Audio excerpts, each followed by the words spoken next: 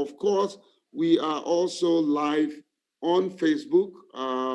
We just got timed out, but we're coming back. We're live on Facebook. Today, unfortunately, I had a little bit of a mix-up, so I'm not able to broadcast on other media platforms, but we will be live on Facebook any moment from now.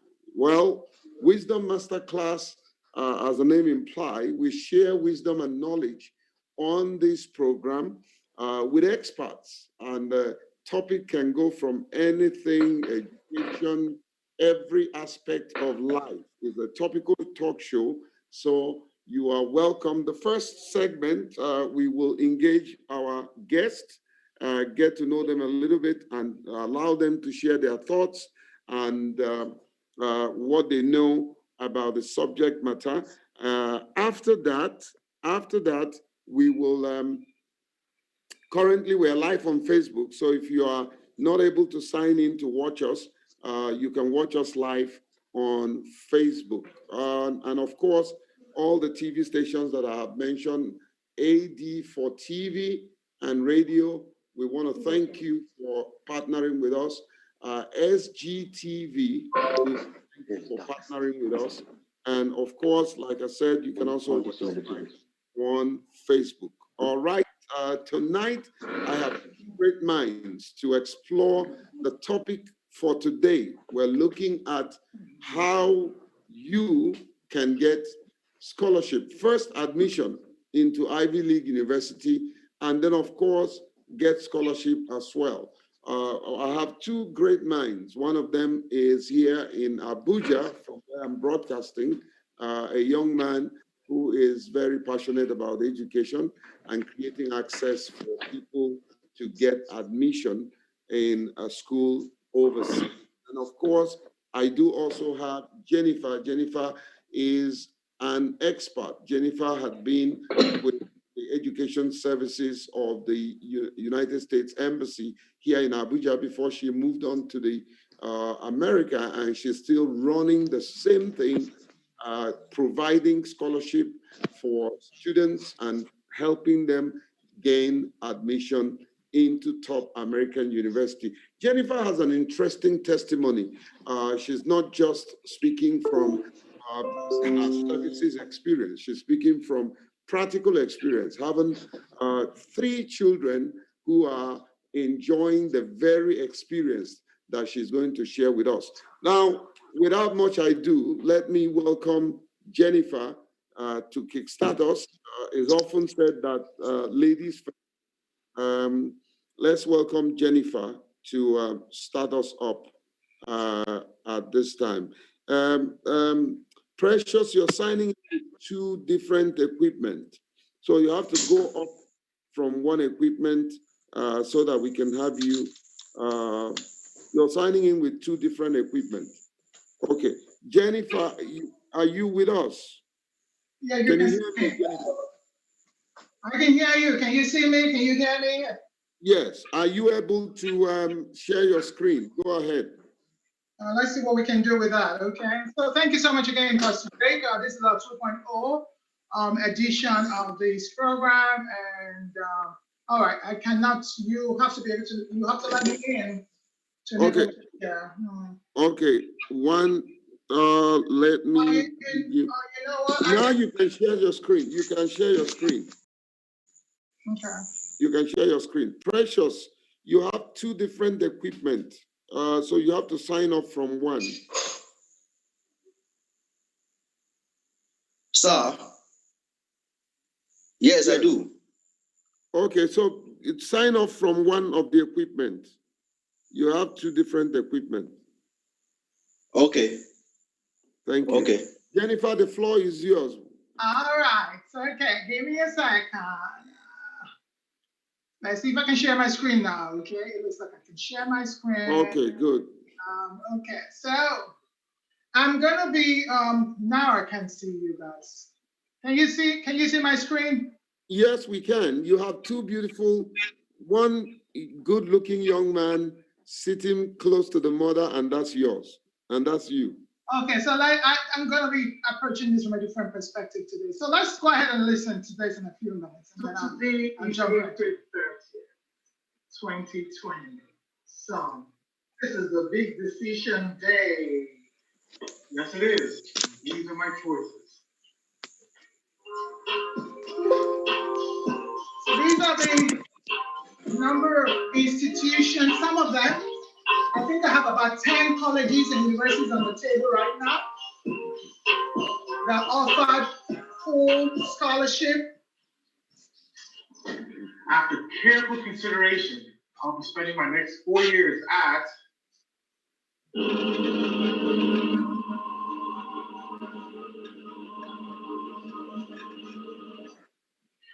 Carnegie Mellon University. And the scholarship is With the scholarship of $74,000. Wow. okay. 1 second.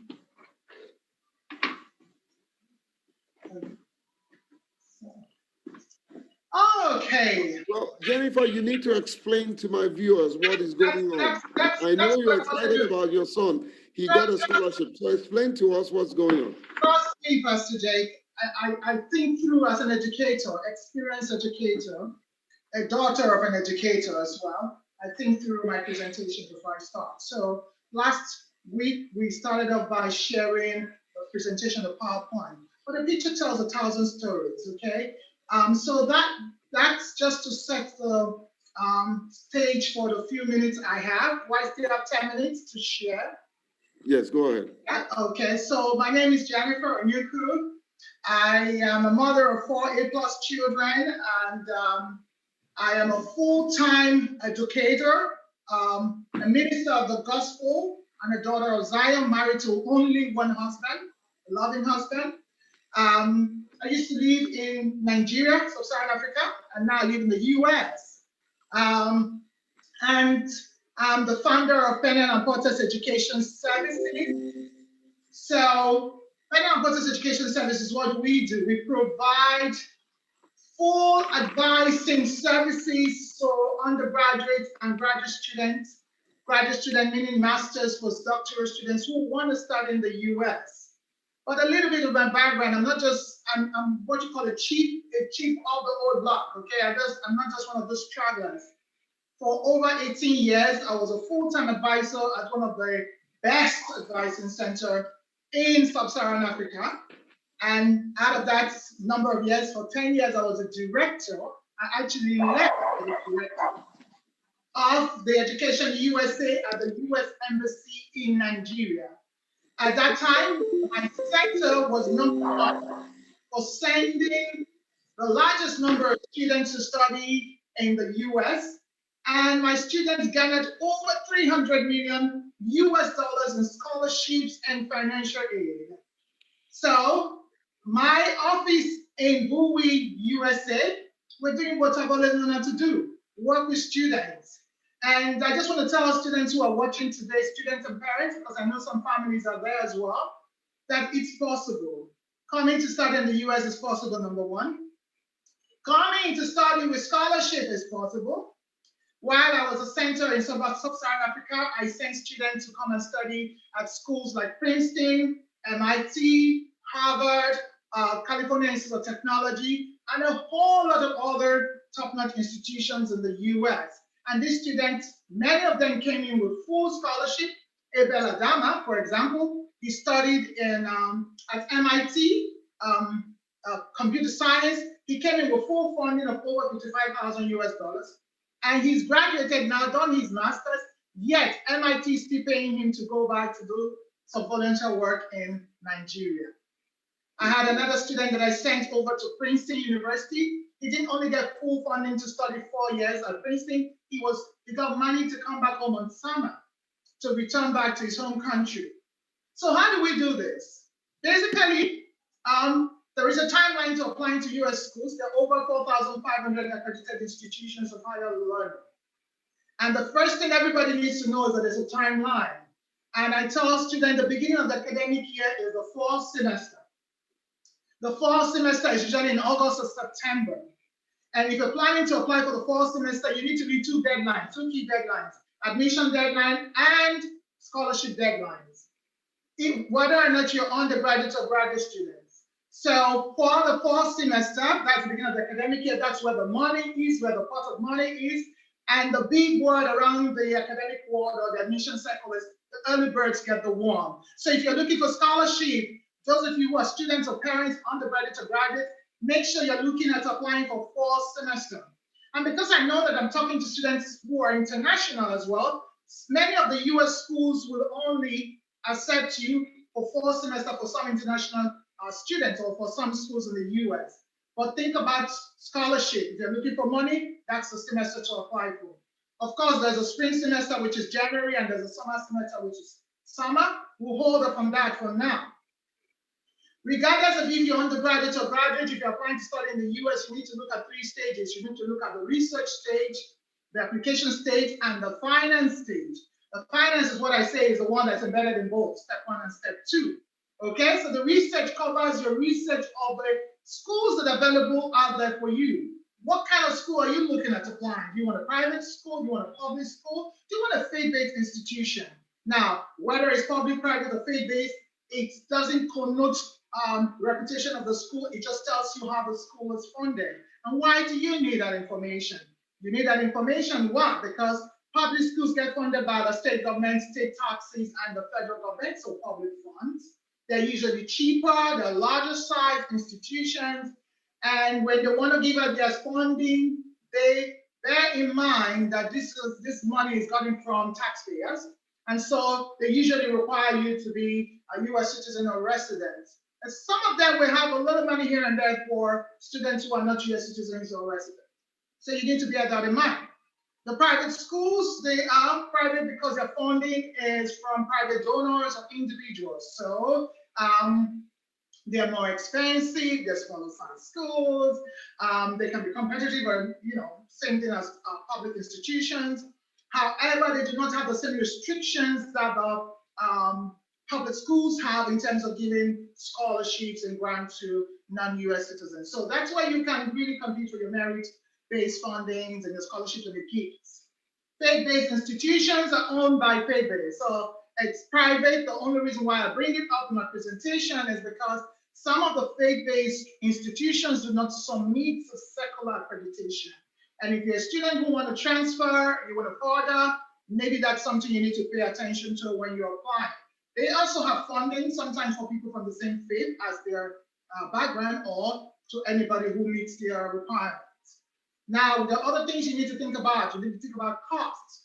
Cost I just mentioned in terms of public, private, and faith-based.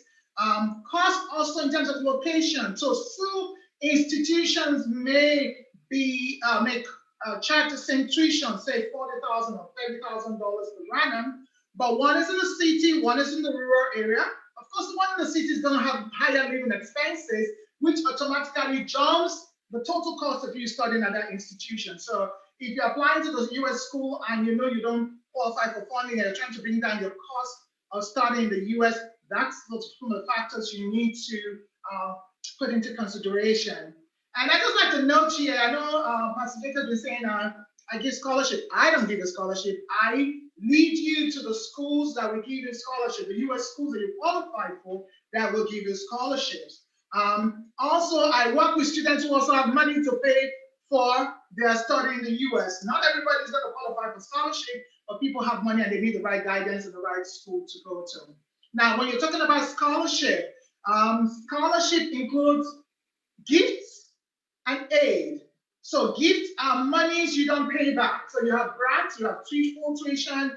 Anything you hear about scholarship is usually gifts you don't need to pay back. But when you hear aid, financial aid, you need to pay back. They're usually off of your FAFSA. Okay, so there are loans, there are things that monies that you need to pay back at the end of your study. Okay, for some of those financial aid, you're going to FAFSA, you need to be a US citizen or resident. So while I worked in Sub-Saharan Africa, I knew that I worked with some US citizens who live in the US. So I am very familiar that a lot of American citizens live abroad. So you still qualify for these funding. And then some of the schools will use what we call the CSS profile. This is for undergraduate students. Now, for graduate students, you have the graduate assistantship, the teaching assistantship, the research assistantship. That's also part of the process of research to know which schools will give you that and what do you bring to the table. Let me segue quickly. How do we help students? Why am I doing this? First of all, I love to help people. I mean, I know a lot of people have a dream of wanting to study in one of the best educational system in the world, not the world, one of the best educational system in the world. The US is reputed for putting in the top money for research in their higher education and attracting top professors and researchers to their campuses. So what do you think? You'll be meeting and interacting with the best professors and tutors. In addition to the fact that you'll be meeting with students from all over the world, the best minds sitting with you on campus. And the US educational experience is so hands-on.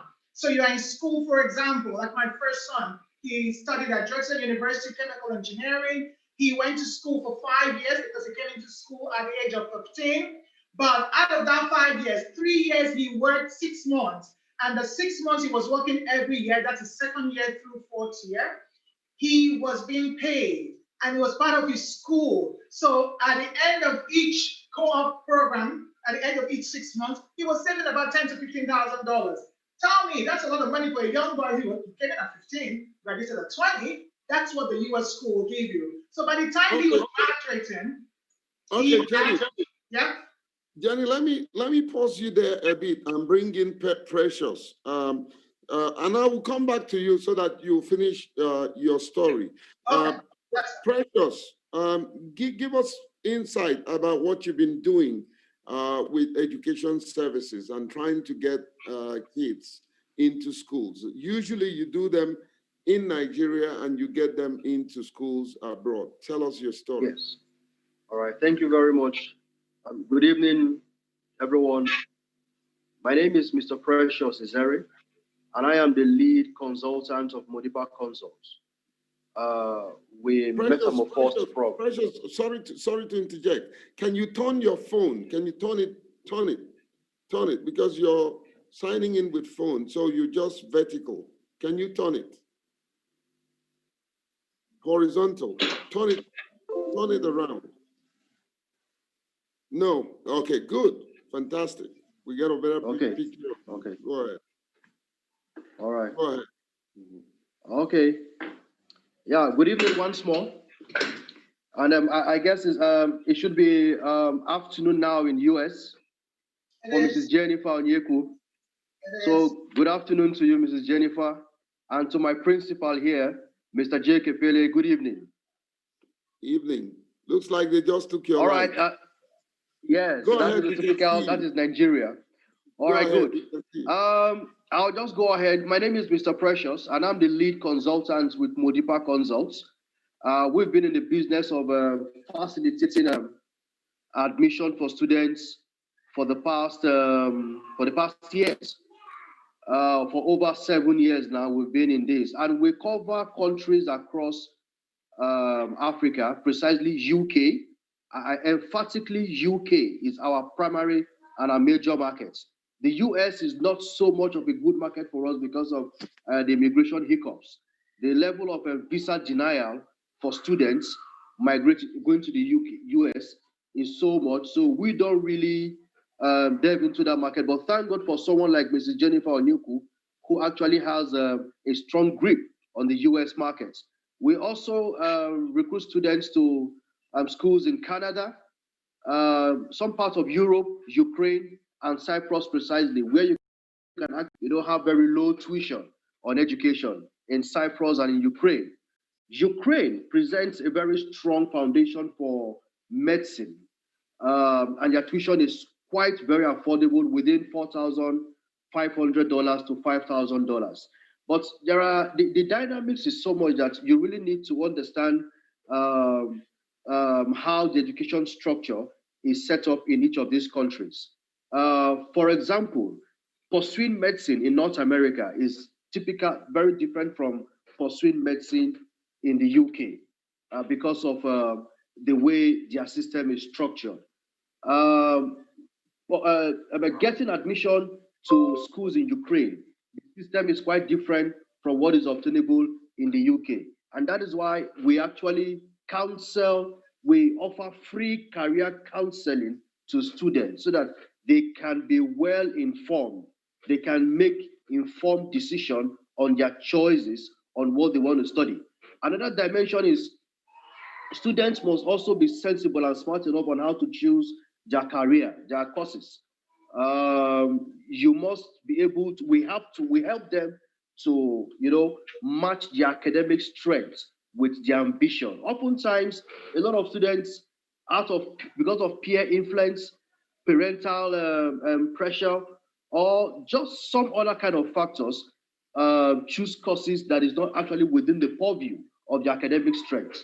So in Modipa Consult, we also, try to streamline or address these issues by ensuring that students' choices is actually in line or in tandem with the academic strengths amidst other factors. It's a whole lot, from admission to how you're going to fund, to the visa counseling process, which is the immigration process. Then how you prepare, because you also need to have an understanding of the culture of the country you're going into. Because one of the things we've experienced in the past is that the issue of culture shock, where students who haven't, precisely those who have not had the privilege of traveling outside the shores of Nigeria before, get there and we start getting calls of, oh, I saw this, I saw that. So through electronic materials, videos, we play them, take their minds to that country before they actually get there. However, let me talk a little bit more on the UK market. The UK, depending on this, you require your O level, which is your WAEC. Most cases require that you need to have the UK VI, is a proficient in language. In most cases, depending on the school and the kind of admission we are pursuing for you, you may not require any proficiency in English language. Now, the acceptable English language exams or certification is the IELTS, TOEFL, then PTE. That's the Pearson test of English. But it's more advisable if you're concerned or you have interest in pursuing your education in the UK to go for IELTS and PTE. That is the Pearson test of English. IELTS UK VI, and IELTS have different categories. You have the IELTS Academic and the IELTS General. So for people who want to go study, IELTS Academic is preferable than IELTS General. IELTS General is basically for immigration, job placements, and other purposes. That's one dimension. Now, the UK is such that once you're able to get your admission, we now look at the area of funding. It's a little bit different from the US market in terms of funding. What I mean funding right now is how do you prepare your account statements so that to meet the UKVI, that is the immigration standard. You need to fund your account to the tune to your account must be funded with your living costs and balance of your tuition. That is, if you have paid part payment of your tuition. Tuition in UK, apart from medicine, pharmacy, dentistry, apart from these three courses I have mentioned, medicine, dentistry, and pharmacy, tuition in UK is between, say, 10,000, 15,000, or 16,000 pounds. That is the range of tuition in UK. Once you get your admission, you are required to confirm your admission by paying a certain deposit to the school. Once you do that, you now qualify to obtain your CAS. In the US, what the issue is the I-20. But in the UK, what the issue as confirmation of your admission is CAS, C-A-S. That is confirmation of admission study. Once you have your CAS, then you now move to fund your account with your living costs. Living cost is calculated based on the location of your school. If it is within London, it is different. If it is outside of London, it is a little bit cheaper. You calculate it by the duration of stay per year in your host country, in cumulating it with the balance of your tuition.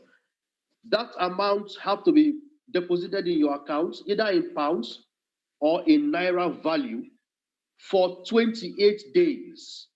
And that is when, after 28 days, you print out your account statement.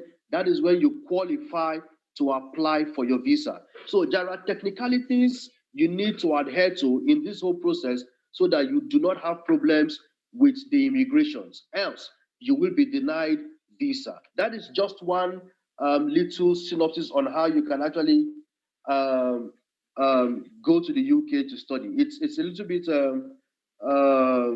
not so technical, not so difficult, but you just need to adhere to the guidelines, and that's why we are here to guide students through. And I think for the past 6-7 years we've been in this, we've been able to send over 100 students to the UK.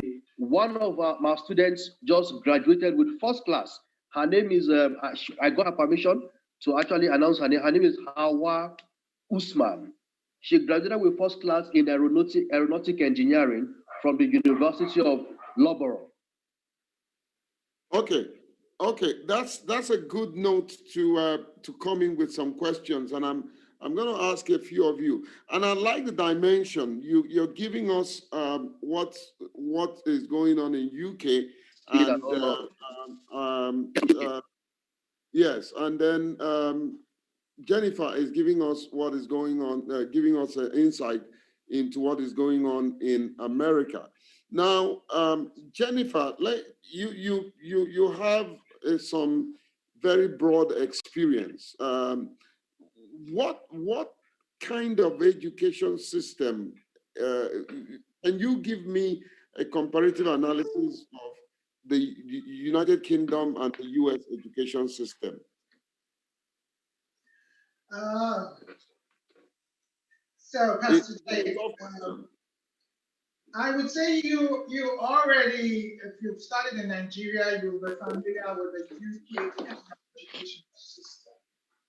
And just if I want to say thank you to I forgot the first name, I didn't catch the Precious. Precious, yeah, that's a beautiful name. I shouldn't forget that. So Precious was trying to create some kind of a knowledge. There are two different kind of systems, and I will tell you that the British is more theoretical, like you're familiar with the Nigerian educational system.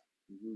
The US educational system is very hands-on, and that's why I was giving you the analogy using Peniel, and just using him and Philip Adama and the other students I said went to the school at Princeton.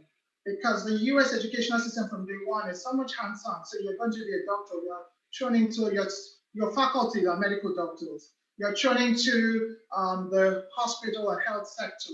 You're writing a lot of research. You're doing a lot of lab work. So, and I said to you, statistically, if you Google top institutions in the world as a whole, you will find that out of the top 100 institutions all over the world, 80 or 90% of that institution will be housed in the US. Why? Because they focus their research and their resources on higher education. That means the money for research is going to higher education. And they attract faculties from all over the world. They attract the best faculty. So you graduate from a US school, you are ready to work in your field. And again, going back to the testimonial where you told me to hold off a bit, the reason why I raised that co-op program is many people talk about scholarships. So when I'm talking about funding, I am speaking specifically about scholarships and financial aid, the monies the US schools are giving to you. And that's one of the biggest advantage of an American education. They sometimes give you money, they attract the best, and they give you money so that they can keep the best. Now, when you do the co-op program, by the time you graduate, some of those people you've done co-op with are offering you jobs. So Kenya, for example, he was already signed on by his 4th year. He had 1 more year to go. So the company he's working with now, and guess what? They give you money to sign up. So he got signed up he was paid a $10,000 bonus just by accepting to come to that company. So that's, I just think that the stories, the pictures, the testimonials tell the whole stories. I can give you statistics out of the books, out of the website, but the testimonials are your biggest bet. And think about it, a student graduates from MIT, and MIT is still paying that student to come back to Africa to volunteer and teach students coding. What else can you say about an educational system? I think it speaks for itself. Jennifer, can I jump in and ask you to speak more about visa process? Precious had mentioned that one of the reasons why he doesn't even want to work in the American market is the struggle, the issues with getting visa for students to travel. And you have worked in the education services of the United States Embassy here in Abuja before you left for America. And many of you. I worked in the two centers. I worked in Lagos, I worked in Abuja. Okay, fantastic. So what are the visa process what is that process that makes it possible for students to get their visa? I like the way you frame the question. Thank you very much, Pastor Jake. I like the way you frame the question. What is the process that makes it possible? Because that's the key. What is the process? But let me start by saying, first of all, I'm not a visa officer, I'm not a consular officer, so I can only tell you my perspective as an Education USA advisor. Secondly, the visa officers will actually tell you that they cannot adjudicate any visa except you get to the window. Okay? So now, having said that, I will go off the question is what exactly do you need to know? So many people, and this is a little bit of anecdote, many people who get the visa never come out and tell you about the visa. So guess the people who come out and tell you about the visa story? The people who don't get the visa, right? Mm-hmm. Right?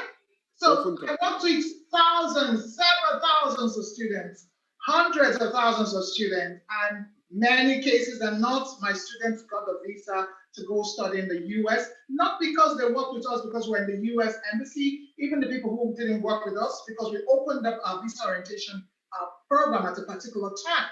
Now, the key is, as a student, you are a student. You must demonstrate that from your home country, you're a bona fide student. So you're undergraduate student, what is your diploma? Did you get from an accredited institution? Now you show that. Did you do the required preparation to come and study in the US? So you have standardized tests. You have the SAT-1, the SAT-2 for undergraduate students. You have the GRE and GMAT for graduate students. In the school you're applying to, do they require that test? Did you take that test? Now, how many schools did you apply to? Did you apply to the schools yourself? So two things you must overcome is, first of all, that you're a bona fide student applying from your home country, and that you're a bona fide student applying to the US school. You must have admission from an accredited institution of higher learning in the US, okay? And then the funding. Do you have the finance? Are you paying for yourself? Or is the school paying for you? You must demonstrate that you have a balance of all of that. So you're just meeting the requirement to show, I'm a student who's qualified to study in the US, I got the right school to study in the US, I got the right funding, whether it's my personal fund or funding from the US school or other sources. That's what you need to navigate when you come to the consular window. Okay, and so your document will be showing that, okay? So I think it's a process and it's an easy process. You just need to do the right process. Fantastic. I'm going to come to you, Precious, and ask you to give us your take. But I want to look at you, students, Nigerian student who wants to go to America. Mm-hmm. And my strongest advice for those of you who are going to the embassies, and sometimes you come back to say you were denied visa. You never tell us what you said. And oftentimes, you don't present the issues the way they are. I believe that if you tell the truth and present the issues the way they are, you will get the visa. And I think it's high time we present this country of ours in the true picture of what he is. They are honest, dedicated, committed Nigerians who truly and really wants to go and study Please, parents, educate your children to tell the truth. The people you're talking to, those consular officers, they're smart. They know when you're lying through your teeth. Tell the truth. I wanted to paint that picture and let everyone that sometimes tend to argue, well, my child was denied visa, I had paid the fee and all that. Did you tell the truth? Did you? Many of these students, they're on Facebook. You're telling the consular officer a different thing, and your Facebook is saying a different thing. They know. Just tell the truth. Okay, so let's go to Precious. Precious, I'm interested in, and maybe after this webinar, you have the opportunity of connecting with Jennifer. I'm interested in seeing you go back to American market. I'm not an American. I'm a Nigerian. I'm not trying to promote the American university. All right, but it's also an opportunity for you to expand your market. You know, tell me, what had been your experience? Are there been any time that you can truly really say that yes, you prepared your students and they presented the issue the way it is, and yet they were denied? Yes, I think in 2016, a student of mine was supposed to go to Ogletop University to What did you pursue say? Ogletop, I think Ogletop University, to study electrical engineering. What state is And that? she What was state? quite. And what state is that? Do you know the state? It should be in Atlanta, Georgia. I think Atlanta. Okay. Atlanta. I'm not very. I'm not so, but I suspect strongly Atlanta. She's a fresher from high school. She just graduated from high school, and she was. I think her age was 17. She went for interview. We had already, prepared her like what she was supposed to say. Be confident. This is a young girl. She has been to the US before. She already had a B1, B2 valid visa on her passport, but she needs an F1 to go study. For some reason, she came back to the office that particular day after her interview that she was refused. She was denied visa. What happened? That they asked her if she applied to the school herself. She said no, that an agency, assisted her get the school. How did you know about the school?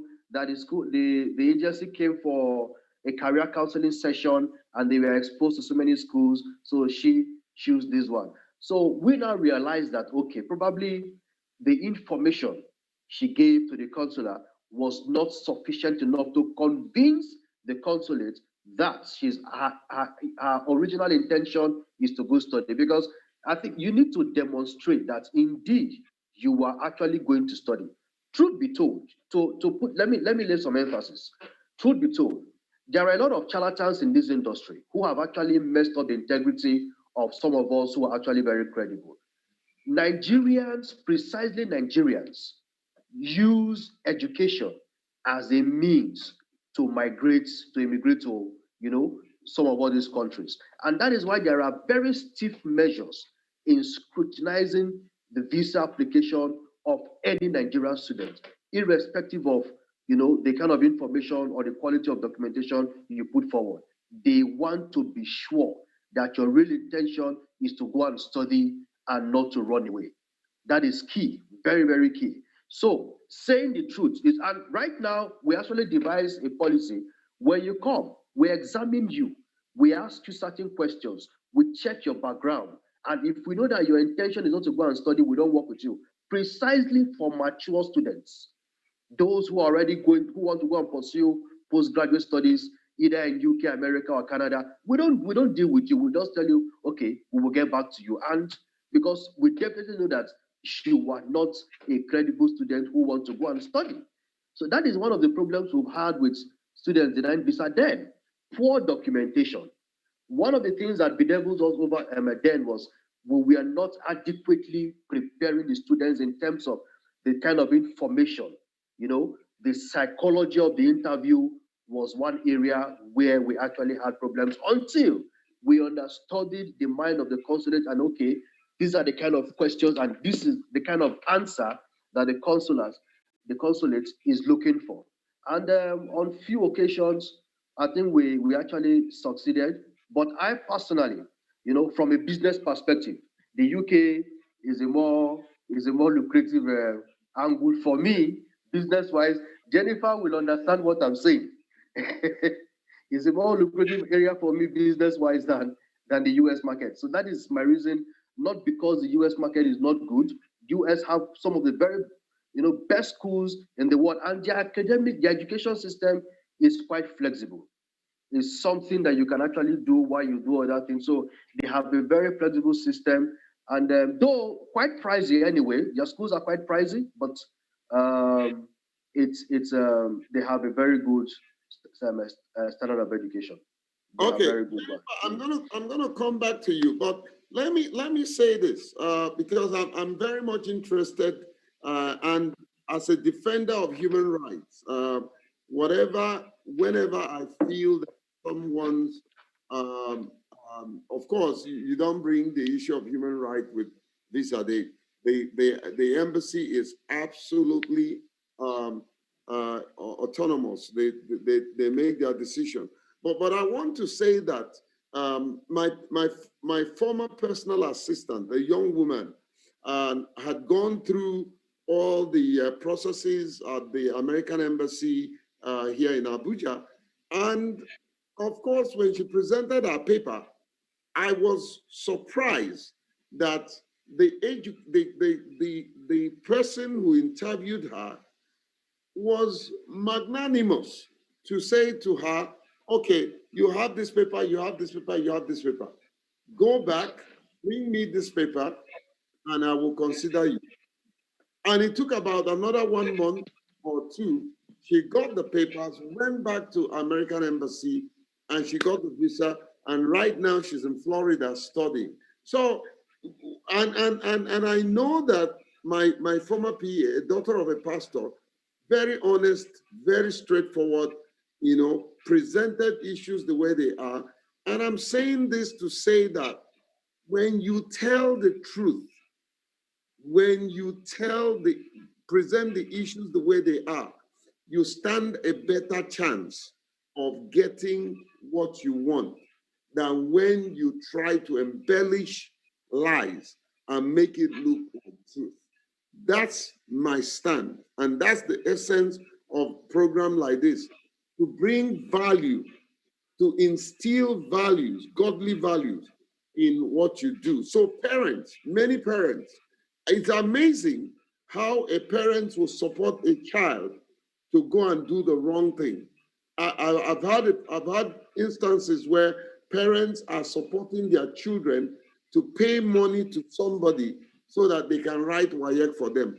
I mean, that is hideous. With that said, as parents, Jennifer, tell me the story of your three lovely children, all of them on scholarship. And if you don't mind, tell us, how did you get the scholarship and what the scholarship entails? Thank you. Okay, can I just, can I share my screen for a second? Yes, go ahead. 1 second. You're able to. Okay, good. So let me just show. So again, last week we started talking about preparation. Preparation is key. Let's see, what did I do? Mess it up again and do that. All right, just give me 1 second. Let me show it again. Okay. All right. And then we'll put this.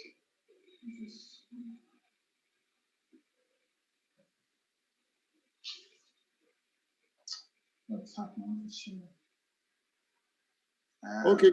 Can you see it though? Can you see it? No, you keep going on and off. No, but can you see it now? because I was trying to put it on the slide mode. I don't know why it's not going on the slide. But let me just show you. You're seeing right there. You're seeing one of my children. Daniel is actually a graduate, so he's graduated 2019 from Drexel University. You said one of the things that gives the scholarship preparedness. So we started college preparation from elementary school. And that's the same thing that they're doing right now in the schools in the US. From first grade, you're thinking about college. So you're building your math skills, you're building your English skills, your writing skills. You're developing that discipline to stay on task and communicate your strengths. So these are the things you need. It's not rocket science, it's academic preparation. So Peniel had full tuition and core program. I have Seth. Seth is mechanical engineer. Clarkson University, $70,000 in scholarship. Everything is paid for. This is a combination of a scholarship and research, a residential advisor. So he got tuition and scholarship from the school, and he's employed as a residential advisor. That's giving him like $16,000 there. Plus, that's paying for his food and room. So that covers his everything: tuition, living expenses, and food. Again, it's academic preparation, it's the research. The school set applied to over 20 schools in the US. About 80 or 90% of them, you didn't have to pay application fees to go to that school, to apply to the school. One of his school, Calvin College, actually flew him from our state over to Michigan, paid for his ticket and my ticket to come and visit on campus. That's the big thing about the US school, but you need to demonstrate to them that you're prepared for that school and you have what it takes. I'm going to show you my third son, Solomon. Solomon, you see here, he has $74,000. It's full scholarship. Remember, we watched the video. He got into 15 or more schools. 10 of them gave him almost full scholarship, and 3 gave him full. 1, he gave him an extra $5,000 actually. He went to Carnegie Mellon because Carnegie Mellon is top 20 US university in the US. That means you're talking about the brackets of Harvard, MIT, and Yale, okay? And he's a music major.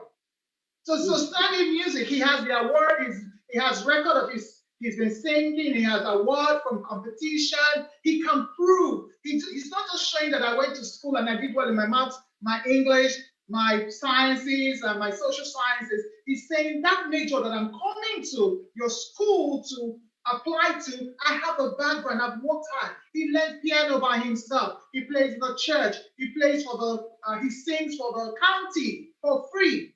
So these are the things he put together, and he did well in his SAT, and then he wrote the essays to the schools, telling them why he's the best student for their campuses. By the time you put all this together, it's not rocket science like even Precious alluded to, and Pastor Jake, you illustrated so well. It is a process.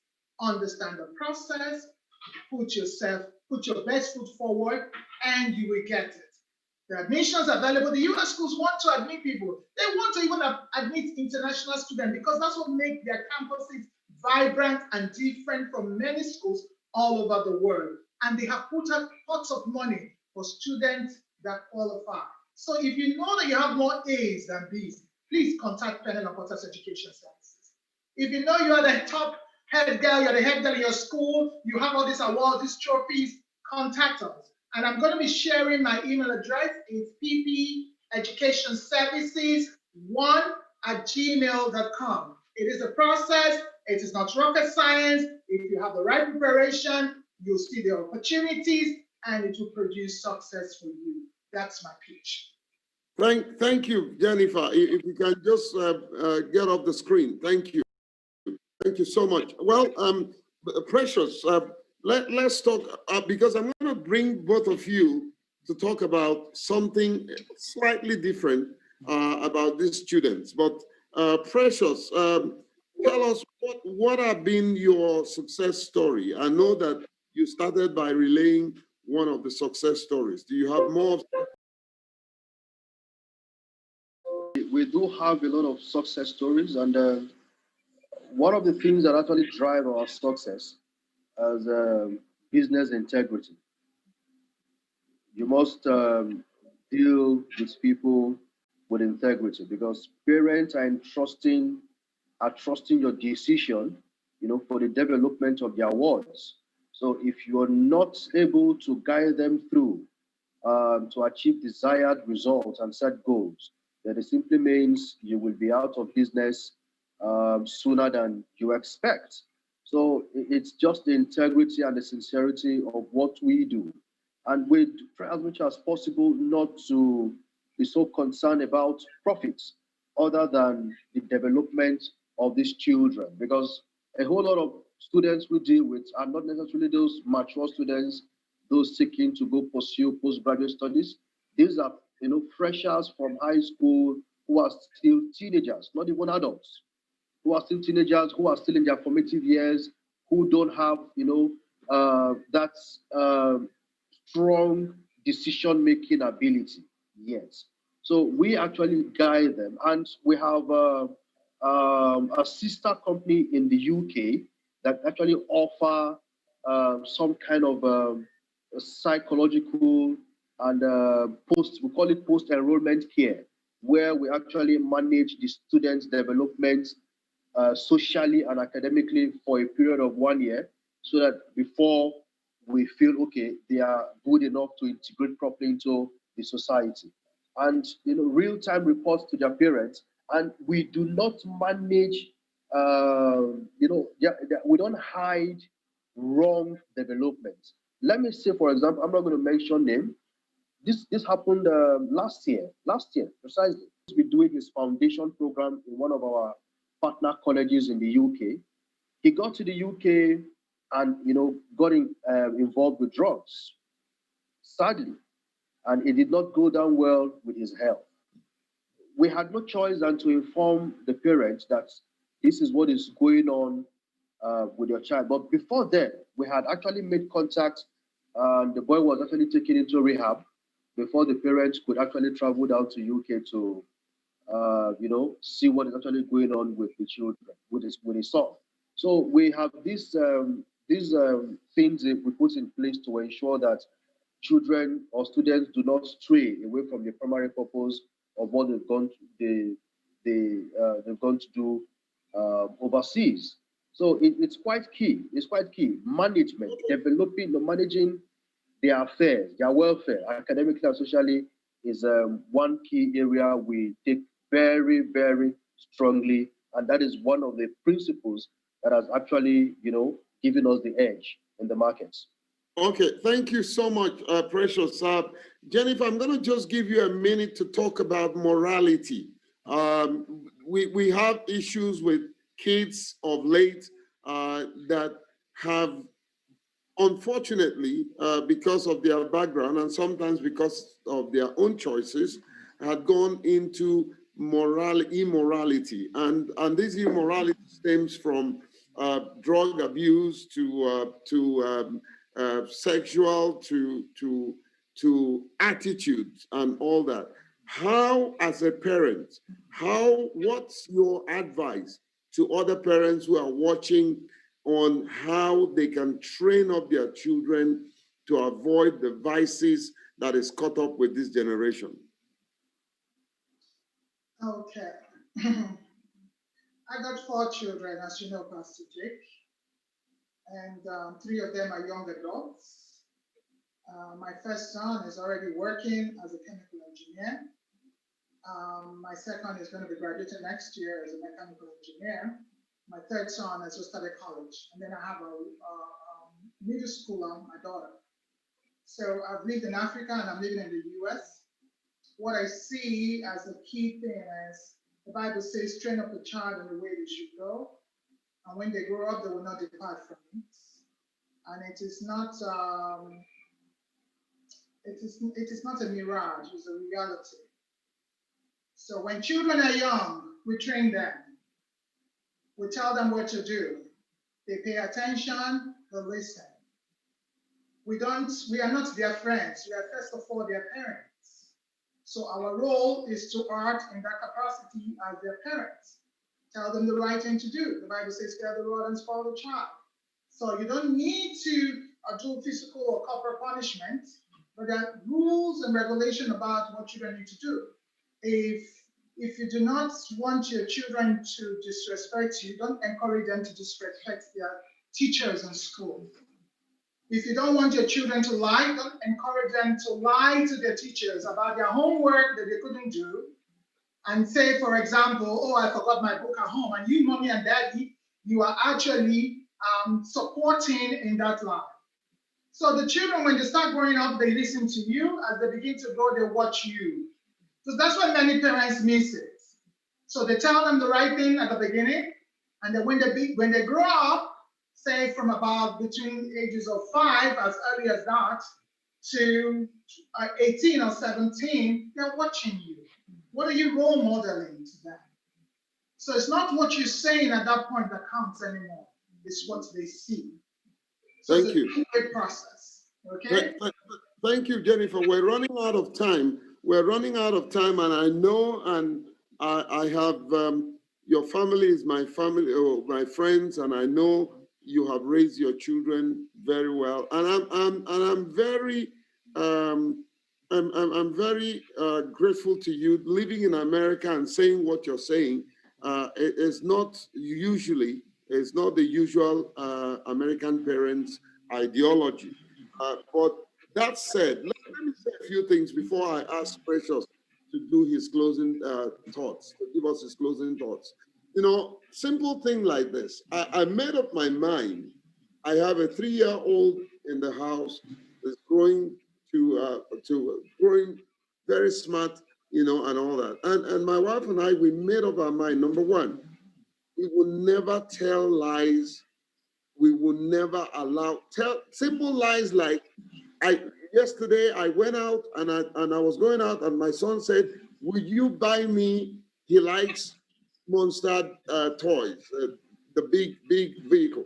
Will you? If you know as a parent you don't have the resources to buy, don't tell the child you will buy, because that child is going to hold you responsible and accountable to your word. By the time you come back, that child, you're telling the child, "Oh no, I didn't buy what you said." You're starting to teach that child how to tell lies. Let me tell you a second thing. Simple thing like you're on phone, you're talking to your friend, you are in your house, and you're telling somebody over the phone, "Oh, I'm not at home." And you know, you're teaching that child to lie. My wife and I, we made up our mind, no matter our differences, we would never raise our voice in the presence of our child. And I'm not saying we're perfect, but I'm telling you, like Jennifer said, what children do, they do what you do. Not all the time what you say, they do what you do. If you lie, you're teaching them to lie. If you don't keep your words, you're teaching them not to keep their words. If you're a man, you abuse your wife in presence of your child, that child is going to pick up from where you stop, and that will become a great problem. Let me give you one. Wow, my time is up. Precious, I just want you to say 30 seconds, your closing remarks. All right, 30 seconds. I want people to understand that parenting is a critical aspect and component to character formation. When you don't get it right, you have yourself to blame in the future. However, um, overseas education is good. That does not negate the fact that we don't have, you know, good education in Nigeria. So for those who are interested in schooling in UK, Ukraine, Cyprus, other parts of Europe and Canada, I am here to assist you and ensure you get the best services.